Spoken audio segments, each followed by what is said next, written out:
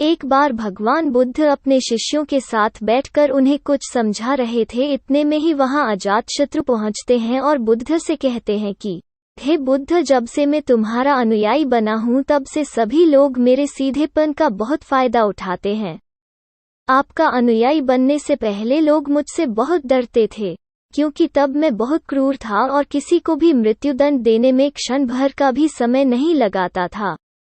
आपका अनुयायी बनने के बाद अब मेरा मन इन कामों को करने को तैयार नहीं होता है और मैं सभी लोगों को प्रेम देना चाहता हूं, परंतु कुछ लोग इस बात का गलत फायदा उठा रहे हैं और इससे मेरी प्रजा को बहुत खतरा है।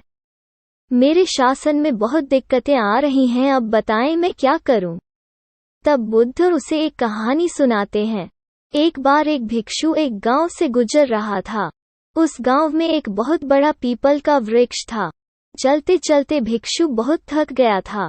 उसने सोचा कि उस वृक्ष के नीचे थोड़ा आराम कर लिया जाए। वो वहां पहुंचा ही था कि कुछ लोग उसे रोक देते हैं और भिक्षु से कहते हैं कि वहां एक बहुत जहरीला सांप रहता है। उसने बहुत से लोगों को डस लिया है। वो इतना खतरनाक है कि जो भी उसके सामने आता है वो उसे जिंदा नहीं छोड़ता।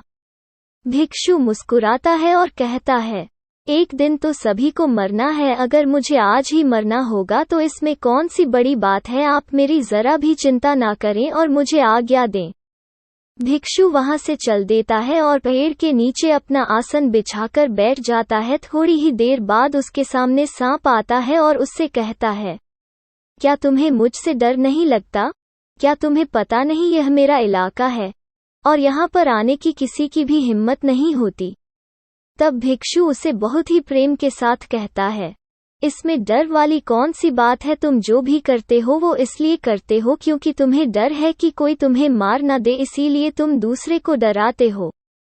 मुझे किसी बात का डर नहीं, ना ही मुझे मृत्यु का डर है और ना ही जीवन की लालसा है। कोई मुझे नुकसान पहुंचा ही नहीं सकता तो फिर मैं क्यों डरूं? सांप को यह सुनकर बहुत गहरा आघात पहुंचता है। उसने आज तक ऐसे व्यक्ति देखे जो उससे डरकर भागते थे। उसने आज तक ऐसा कोई भी व्यक्ति नहीं देखा था जो उससे नहीं डरे। भिक्षु की इतनी बातें सुन सांप उनके के चरणों में लेट जाता है और उनसे कहता है, आज तक मैंने जो भी किया अपनी जान बचाने के लिए किया, क्योंकि अगर मैं इस तरह का रूप धारण नहीं करता तो लोग मुझे जिंदा नहीं छोड़ते।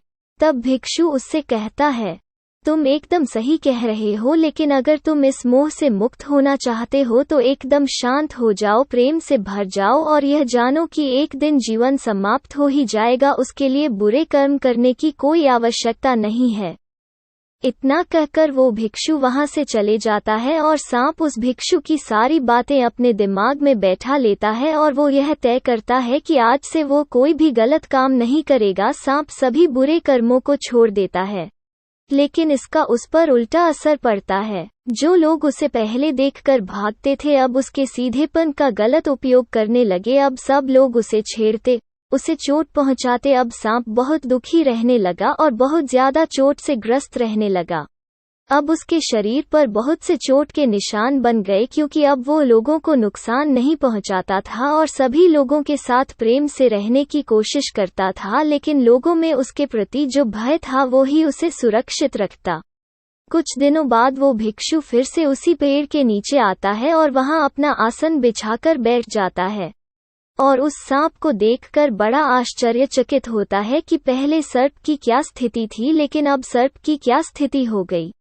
और वो उस सर्प के लिए बहुत चिंतित भी होता है। भिक्षु को देखकर सांप कहता है, हे भिक्षु, जब से आपने मुझसे कहा कि मैं शांत हो जाऊं और प्रेम को अपनाऊं, तब से लोगों ने मुझसे बहुत गलत व्यवहार करना शुरू कर दिया, जिससे मुझे जीवन जीने में बहुत कठिनाई हो रही है। अब आप ही बताएं, मुझे क्या करना चाहिए? भिक्षु से कहता है, हे मित्र, मैंने तुमसे यह नहीं कहा था कि तुम अपने स्वभाव को ही बदल लो। तुम सर्प हो और क्रूरता ही तुम्हारा स्वभाव है। अगर तुम क्रूरता नहीं रखोगे तो लोग तुम्हें खत्म कर देंगे, लेकिन इसका मतलब यह नहीं है कि तुम्हारे भीतर जो उद्देश्य है उसे गलत रखो। तुम्हें भीतर से अपने आप को सही रखना है और बाहर से खुद को वो दिखाना है जो जरूरी है, क्योंकि सर्प एक जहरीला जीव है और लोगों में उसके लिए भय होना आवश्यक है। अगर लोगों के अंदर तुम्हारे लिए भय नहीं होगा तो लोग तुम्हें हानि ही पहुंचाएंगे, लेकिन तुम्हें भीतर से अपने आप को सही रखना चाहिए कि तुम्हें किसी को नुकसान नहीं पहुंचाना है, केवल अपना भय बनाए रखना है। गौतम बुद्ध कहते हैं, तो है अजातशत्रु तुम इस कहानी से क्या समझे? तो इसका मतलब यही है कि तुम अपने स्वभाव को मत बदलो, तुम अपने आप को समझो। तुम अपने आप को प्रेम पूर्ण पाओगे तो अपने उद्देश्य को अच्छा पाओगे, फिर तुम्हें उससे खुशी मिलेगी, और जब तुम्हें खुशी मिलेगी तो तुम लोगों को खुशी दे सकोगे। और यहाँ इस बात की जरा भी जरूरत नहीं है कि तुम बाहर से लोगों को क्या दिखा रहे हो, जरूरत इस बात की है कि तुम भीतर से अपना उद्देश्य क्या रखते हो। कहानी पसंद आए तो वीडियो को लाइक और चैनल को सब्सक्राइब जरूर करें।